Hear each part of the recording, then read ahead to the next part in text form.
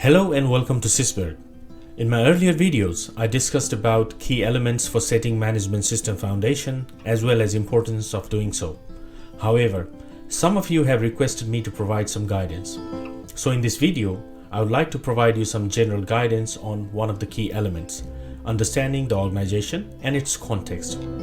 By the end of this presentation, you'll find out what does it mean to understand the organization's context, why it is important to understand it, when to review the context, who should be involved in the review, and some guidance on how to get started.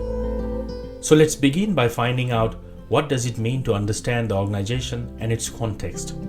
In simple terms, it is a higher level process associated with properly knowing your organization, business, and what goes around it, both internally and externally, and being aware of how your business organization is affected by what goes around it, considering its strength, weaknesses, risks, and opportunities.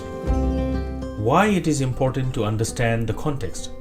By reviewing the context, you gain a conceptual understanding of the main issues that can affect both positively or negatively the way your organization manages its business responsibilities.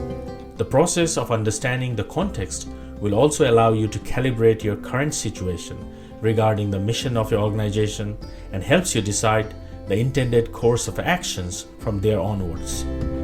You'll have a better picture of the relevance of a business and its existence, its purpose in the given business environment.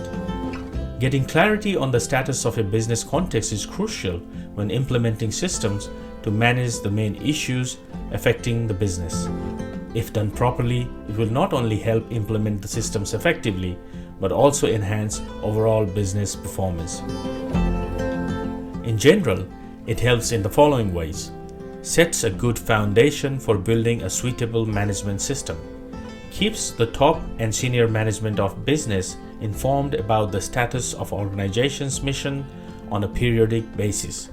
Make informed decisions on the main issues of business.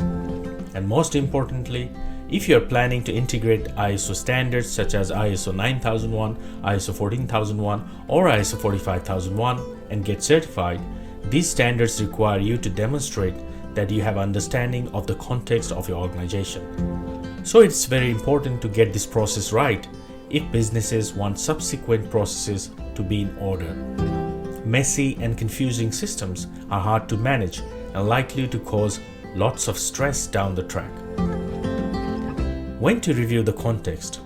In general, it's a good idea to review the context after major events such as merging new businesses, planning to acquire new businesses, planning to grow in new market, seeking new opportunity, reaching the desired milestone with the purpose and vision of your organization, ongoing compliance issues, major breaches, continuous loss in business or key customers, high staff turnover, departure of key staff, significant supply chain issues, changes in political or economic scenarios, both domestic and international, technological shift in the market. For example, your competitors are already using cutting-edge technology. You are just maintaining the status quo. Regional global crisis, recession, depression, endemic, pandemic, etc. These are just some examples. There could also be other events that are significant to your organization. Given that we have been going through this global pandemic now, it may be a good idea for many businesses to have a hard look at the current context. Now let's look at who should be involved in the review of organization's context. Positions and title can vary from business to business. The decision-making process after review of the context can also be confidential, depending upon the size of the business, nature of the business, and organization structures. Below are some examples of positions to whom this may be applicable. Business owners and shareholders. Top management, for example, CEO, managing directors, COO, GMs, or CFOs. Other senior managers responsible for risks and opportunities associated with the business. For example, business managers, finance managers, operational managers, sales managers, marketing managers, HR managers, etc. R&D specialists, product developers, other individuals whose activity may significantly affect the business. Now that we looked at some examples of who should be involved in the review of organization's context, here is the guide on how to get started.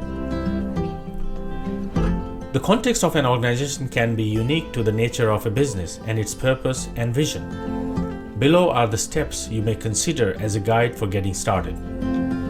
Be clear about the purpose of your organization, why your organization exists.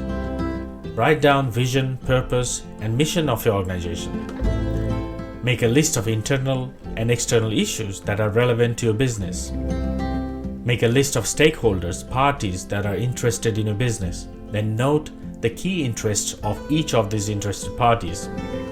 Identify compliance obligations, for example, customer requirements, environmental and OHS obligations, quality standards that are crucial to your business. Assess the risks and opportunities for a business that may arise from internal and external issues, interested parties, as well as compliance obligations. The outcome from these steps should help you to be informed about your organization's context and check if you are on the right track in your mission towards your vision. You may or may not be on the right track. Then make an informed decision. For example, come up with actions to improve, manage risks and optimize opportunities, etc. when setting strategic direction for your mission to achieve your vision.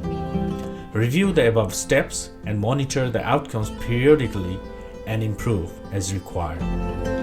These points are also covered in a checklist which you can download through the CISBERG website.